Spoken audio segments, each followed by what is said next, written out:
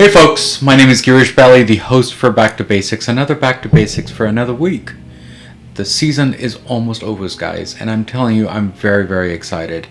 So today we're going to talk to you about author and reading and writing and how he came to this journey. And we're going to talk about that. The reason why I did this is because, you know what? Everyone can write, everyone can read. But can anyone become an author? That's the key, and that's the question that we have for this author today. And his name is Jack. And Jack is totally awesome because I've talked to him many, many times before this. And he's an awesome guy. So let's welcome Jack. Jack, how are you? And thanks for coming to Back2Basics. Thanks so much for having me, Girish. It's a pleasure to be on. I really like all the content you produce, and it's very impressive how much of it you produce. Yeah. Thank you again. Thank you again for all the support and whatever you do, Jack. So before we get into the details of your book and what you did and did not do and whatever happened, what does Back to Basic mean to you? So a practice I started a couple years ago was journaling, and the first question that's in my daily goal journal is, why are you grateful to be alive? And I think that question, why are you grateful to be alive, implies that you should be grateful. And it gets you thinking, in a positive light. And I think when you structure your day like that, it's very effective. Another thing that I like to do periodically to go back to basics is ask myself, are my actions aligned with my values? And I think in times in my life when my actions haven't been aligned with my values, I've become very frustrated. And I see this a lot with my friends from time to time, and it's something I struggle with still to this day, just trying to get my actions aligned with my values. So if your family is very important to you, are you spending enough time with your family? Are you doing the things you truly value? And I think that those two things are really what I think of when I want to go back to basics. So thank you so much for that, by the way. So does that make you feel that that is your success, you think? I suppose it does always get my day started out on the right foot when I am forced to write down why I'm grateful to be alive. And there's lots of reasons, but when you're asked it, you're forced to think about it, and you're forced to write something down. And I think it is a successful way to start the day. Yeah, absolutely. Thank you so much, Jack, for coming on the show and making this brighter for me. And I'm telling you, I'm very excited for today's episode. So thank you again for that. There was a book that I read, and it's called Compound Effect. That actually explains you to appreciate each and every moment of your life. Because when, for example, Thanksgiving is coming around the corner, okay, we are going to be questioned as to what are you grateful for. And we just come up with default answers that I'm grateful for my parents, my daughter, my son, my wife, my everything else, and my husband, whatever, right? But when we write it down, we're actually appreciating certain things. And I think you're absolutely right. We should write it down as a journal because that is just part of life, isn't it? Absolutely. Compound Effect is a great book. Definitely helps you accomplish big goals and the little steps along the way. That's right. That's a great book. That's right. Thank you so much, Jack, for coming again on my show. So let me ask you this: you have started this book, but you didn't wake up become an author. You were something else, and then it seems like something triggered you to become an author. What made you become an author? So I would say the turning point in my life was 2016. I lost a job. I took what I call my roots trip, where I went to Europe to see where some of my grandparents grew up.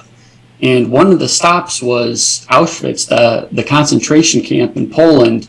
And this is outside of Krakow, where my grandfather happened to grow up. And it was a very life-changing experience for me, walking through Auschwitz in December when it's snowing, and I'm thinking to myself, how did anyone survive here? And so that's really when I started reading a lot. And I was never a big reader before then. So I started reading a lot, and that kind of got me down the path of reading and just exploring whatever I was interested in at the time. And it kind of morphed into reading a lot of soccer books, and that transformed into one of the books I wrote. And it also gave me some time to reflect on my life and the journaling aspect. I tried to blend with my actuarial work, and I put together a journal to help actuaries prepare for their exams. So 2016, when I lost my job and took that trip, were big changes in my life. And I actually even met my now wife in Vienna, Austria, believe it or not. Wow, that's just amazing, isn't it? It seems like, it seems like a cliche, but technically it's not a cliche. That when people, they say a door closes, the other one opens, that's actually a fact, not a cliche. Because you found your wife, you started your book, and you started this whole new journey that you just never, as people say, you touched your potential and got into the next phase of your life. Is that right? Absolutely. It was definitely a wake-up call for me. I definitely, from that point on, tried to take more responsibility for my life and tried to map it out in a way that seemed intentional. Another thing that came out of that was I vowed, as soon as I got another job, I would buy a house and rent out all the rooms to make my living expenses much lighter on my budget. And I did that, and that helped me save a lot of money to have a little bit more breathing room to explore these other passion projects. And it also kind of became an obsession with real estate. I'm now up to 12 units throughout Michigan, and I live in Charlotte, North Carolina. But a lot of great things came out of me losing my job. Yeah. And I think a lot of people are kind of experiencing that through COVID. It's kind of been a wake-up call for a lot of people, but I feel my COVID experience was more in 2016. Yeah. Well, thank you again for that. It seems like you have gone through a lot of hardship, and I salute you for all the stuff that you do, because it seems like people who go through these things go into depression mode, and they just never come out of it. And you just said that I'm going to just change my life, and that's just what happened. So I thank you again for that. So what is the name of the book, Jack? So let's talk about the book a little. So one of my books is called Make Better Bets. That was a book, and I said I got into like these soccer books, and I'm very big in Excel. I like modeling things in Excel, kind of do it for a living through my actuarial work. So it was kind of this cool blending of my two worlds, the soccer and the actuarial world, where I could try to model a tournament. And I tried to model the World Cup in 2018, and it was based off of some prior research done through a professor at the University of Michigan, and I actually talked to him, and he was happy to supply me with his data. And I was basically trying to predict goal differential between different international teams based off of their FIFA ranking and a home field advantage variable. And so it was a lot of fun. I unfortunately didn't make money, but we did have France. We did bet France to win it all. So there was that, but it was just a great, fun experience, and I learned so much. And then the other book, like I said, I really like journaling now, and it helped me progress through the exams. There was the seventh actuarial exam I had actually failed 3 times, and I thought I had to change something, and that's kind of when I discovered journaling. And back to your compound effect mention, it helped me break down this massive goal of passing an actuarial exam into daily mini goals, and that's what I put into that journal. Yeah. Thank you again. So So you came out with 3 books, not just one. Am I right? So there's one journal geared towards the actuarial exams. The other is Make Better Bets, which is like a story format. The Yeah. other one is another just daily journal, but it's not really geared towards anyone. It's just a generic journal. Yeah. So I guess I do have 3 books. Yeah, well, you should appreciate what you did, Jax. I'm telling you, because you know what? I'm still learning how to write a book. I'm still learning how to read a book, and people are writing books left, right, center. So I thank you for that. I will tell you, it's probably easier than ever to write a book. If you ever want to go on, I mean, Amazon, the Kindle Direct Publishing, anyone can go write a book now. So it's really cool. It really opens up a lot of doors for people that might be getting turned down by other publishing houses. I see. I see. Yeah, thank you again, because we need to start motivating people if they want to write. They don't need that much capital in order to do this. Am I right?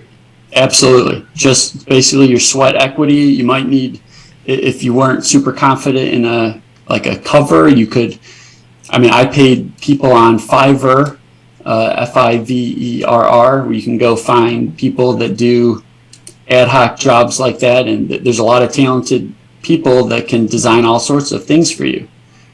Yeah. Thank you again for that. So I want to go back to Make Better Bets, if you don't mind. How Sure. did that whole thing start? I mean, you like sports, and then you combined business and sports together into one. Can you explain that a little? Yeah, sure. So two of the books that I really enjoyed reading when I got into this reading frenzy were Soccernomics and a book called Money in Soccer. They're linked somewhat, and one of the studies that these guys were doing was trying to determine what country uses their resources the best in terms of soccer. So who is kind of fighting above their weight class, so to say. And they were looking at the population of the country. They were looking at the number of international appearances they had played in, and they looked at GDP per capita. And they found those 3 factors were, I think it was roughly like 30 or 40% predictive in terms of goal differential. Mm-hmm. So if you just gave them those 3 variables, they could kind of roughly say what the estimated goal differential between those 2 teams would be. And I just tried to take it maybe one step further and then ask, okay, well, if one team is projected to beat another team by, let's say, a half a goal, what does that translate into terms of probability of win or probability of loss or probability of time? And then I used that framework to simulate the whole World Cup tournament. I think it was like 5,000 times. And then that Make Better Bets book is basically a post-analysis of what went wrong and what can be learned from that whole experience. Wow, that's amazing. Thank you so much for that. So, what do you call yourself? A soccer dad, or a author, or what do you call yourself now? Or is it both? I still probably would say. I mean, I still have the day job. I work as an actuary. I'm a valuation actuary. We basically make sure there's enough reserves to pay out future claims and annuity payments. But I would say I am kind of blending and morphing more into either a real estate investor and author and blogger. I definitely like helping people getting their finances in order, and that's kind of what I do on the blog. Sure. So yeah, I'm trying to just expand a little bit now that I have more time since I've out of the actuarial exams. Yeah, so I have much more free time. Absolutely, absolutely. Thank you again, Jack, for coming on the show and explaining to people that anyone can be an author, anyone can have an idea. Don't be bogged down because of capital or anything else. Sometimes you do have options, and I think you made that option very clear with your books that you have created. So, Jack, before you leave today, do you have any last words or any comments for Back to Basics? I would leave you with just the thought of don't let society kind of define what success looks like for you, and just don't be afraid to try things that you might find interesting. Just try to do as many mini passion projects as you possibly can. I think that's how I'd leave it. Yeah, Jack, thank you again for coming on my show and helping me out and helping our guests out, or I should say my listeners, of the struggles that people go through and how we can motivate them in many different ways. And this is one of them. So thank you again, Jack, for coming here. Thanks so much, Girish. Thank you. So we spoke with Jack and we talked about the becoming an author. It's not easy. And I'm telling you, he made it easy. And I'm telling you, the things that he's doing, it's an amazing work what he's doing. But there's one thing that he did say. There is struggles on the way, for sure. But there is light at the end of the tunnel, as they always say, don't they? And one door closes, the other opens. I mean, this is all what we said on the episode today. Guys, there's one thing that I do want to say. There's a quote of the day from Back2Basics, and here's the quote. The quote is, "We shine bright so that others may shine brighter." Because we want to help people out. And that's what we're trying to do here. I'm helping people out. So is Jack. And so is everyone else around us. I hope they are. I mean, that's what we claim. So guys, as usual, as always, what do we say at the end of the episode? Everything in life goes back to basics, and that's what we did today, guys. Guys, take care, God bless, and keep on commenting all the episodes that I've done so far. We're so close towards the end of the season, and I hope you love all the episodes that I've done so far. And if you don't, please comment why, because I do want to improve each and every time and every week of my episodes. And there are 3 things that you are going to love these episodes. One is the content is going to be awesome, the guest is going to be great, and of course the host is going to be the best of all. Guys, take care, God bless, and I will see you next week.